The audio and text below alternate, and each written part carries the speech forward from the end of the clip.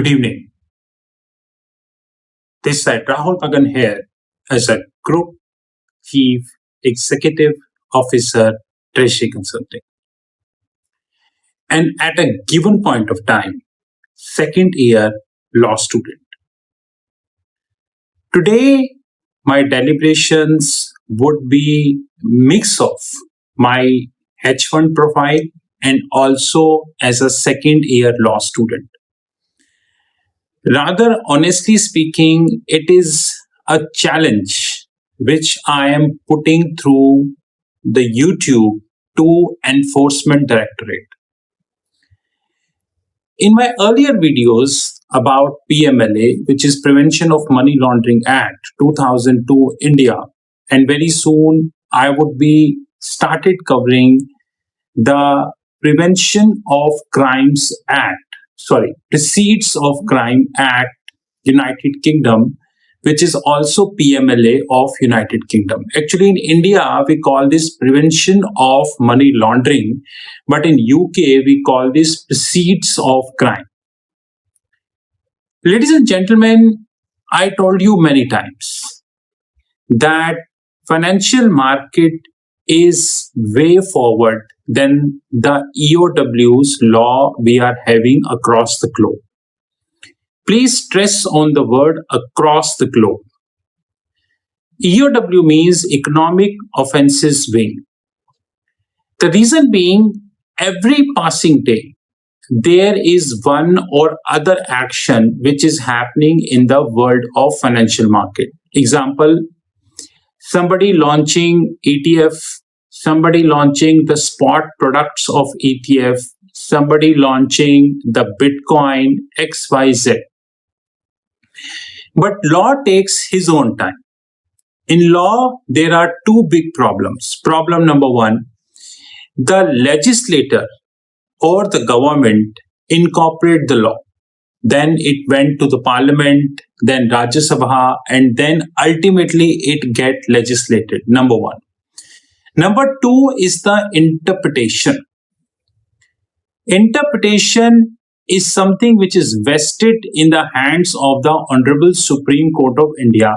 On time to time basis, Honorable Supreme Court of India is doing a wonderful job as far as the interpretation is concerned.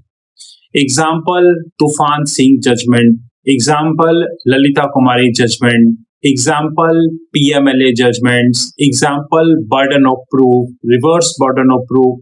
On time to time basis, Supreme Court, even after having such a busy schedule, they keep interpreting a lot of things. And this is apart from what they are doing, interpretation in the civil cases, in the criminal cases, in the arbitration cases, in the cases of the government, just like Delhi government and the union government, Article 239 AA, and so on and so forth. Ladies and gentlemen, we need to understand that when we speak about a fund, and here I am talking about from purely an angle of India. Please note that purely from an angle of India. When we speak about the fund, then we need to understand that fund is having four important people. Number one, the fund is nothing but SMP, Senior Management Professional. Theoretically speaking, people are trying to integrate senior management professional with UBO. UBO means ultimate beneficial owner, but this is the biggest goof up which is going to get happen. The day senior management official will be termed as a beneficial owner, it's a goof up. But like I said, blessings in disguise, which means if you understand the fund laws, then this is blessings in disguise. Point number one. Point number two, and very important, which is called designated director. Now you can see that I have a bare act of PMLA in my hand. You can clearly see that Prevention of Money Laundering Act 2002. And you can see that the flags, I read each and every line. You can even see the yellow marks which I made on that. This is the bare act. I have three commentaries of PMLA worth 7,000 rupees each in my library, and I would be taking all of them out in a phased manner. Second important party in any fund is the principal officer. Principal officer and authorized representative. People feel that both are same, but both are different. Like Sri Lanka and Singapore. If you are thinking both starts with S, it means both are same, I am sorry. Principal officer and authorized representative both are different. It is highly unfortunate that nothing much has been written on authorized representation, because having said that, authorized representation, according to me, is one of the most debatable topic as far as the fund management is concerned. Because authorized representation in the fund management can have 100 meanings. On the contrary, authorized representation in any politics or XYZ may not have 100 meaning. Third important party is called designated director, and I shortly refer this as DD, designated director. In my parlance, I refer this as DD. And I'm thankful to the legislator that in PMLA rules, which is Prevention of Money Laundering, Maintenance of Records Rules 2005,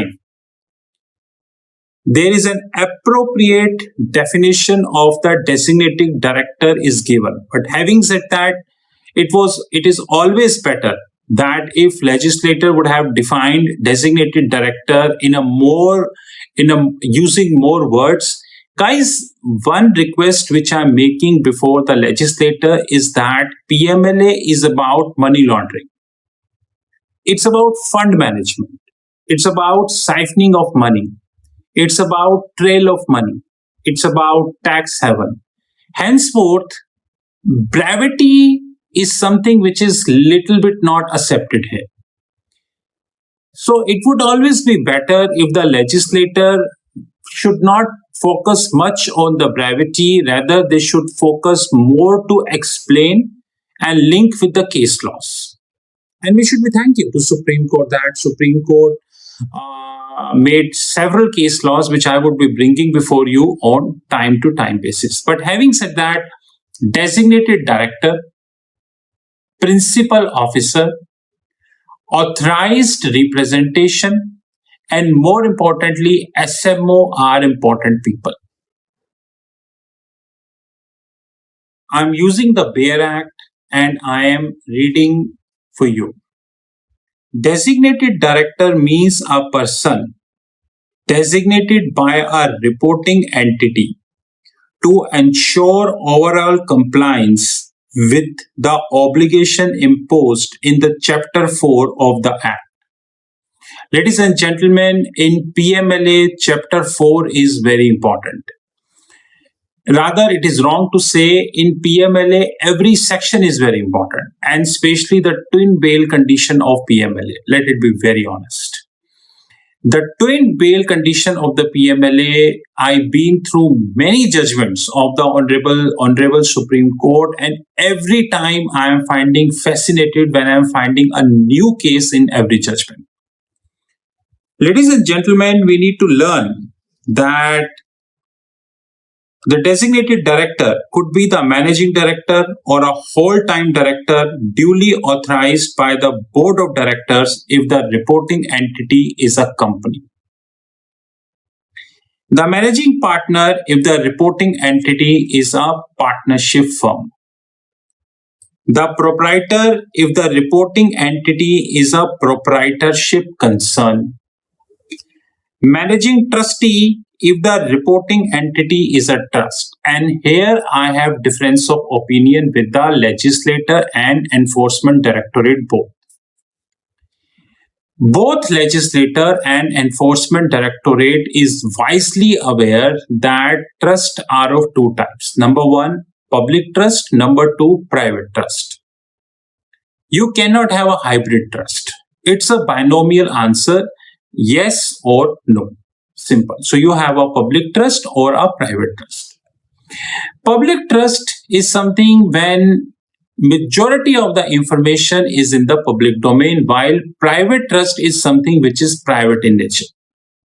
It is said that majority of the alternate investment funds, shortly known as AIFs, are registered in India via a trust, and they are private trust.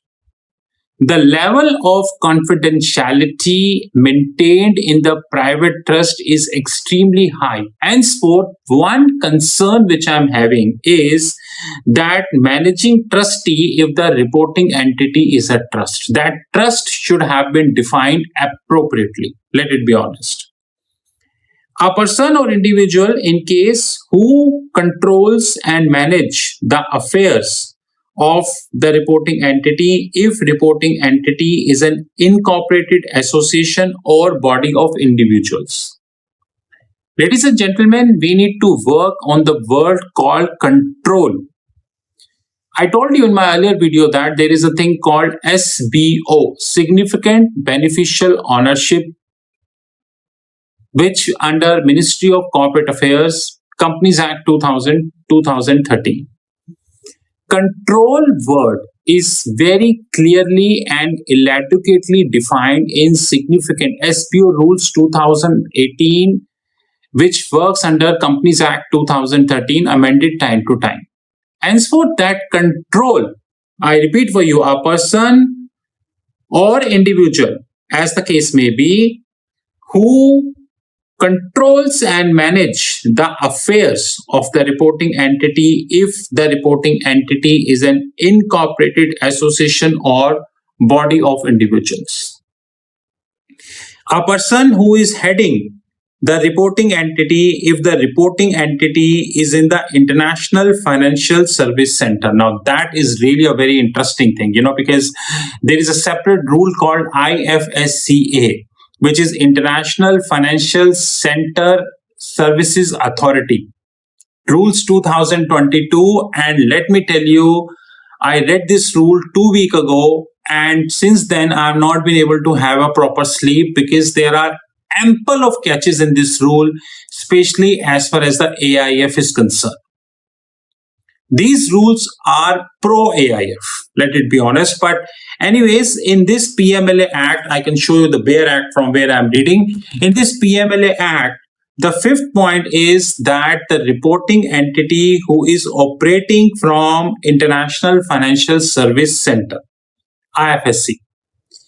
Number 5 is such other person or class of person may be notified if the reporting entities doesn't fall into above category and above. Ladies and gentlemen, we are completely aware that the designated director play a very important role. And do you know whom designated director share the information? Designated director share the information to FIU, Financial Intelligence Unit. PMLA is controlled Financial Intelligence Unit. So designated director roles and responsibility is not on the paper, rather the reporting by the designating director is happening to the Financial Intelligence Unit, FIU. And by the way, as the name defined, Financial Intelligence Unit playing a super role in India, we can't deny that positively. So very important thing which we need to learn is the definition of client. The client means a person that engages in a financial transaction or activity with a banking company or a financial institution or intermediary, and includes a person on whose behalf person that engage in the transaction or activity is acting. Intermediary. That's the key word, intermediary. Depository is an intermediary. Depository participant is an intermediary. Custodian is intermediary.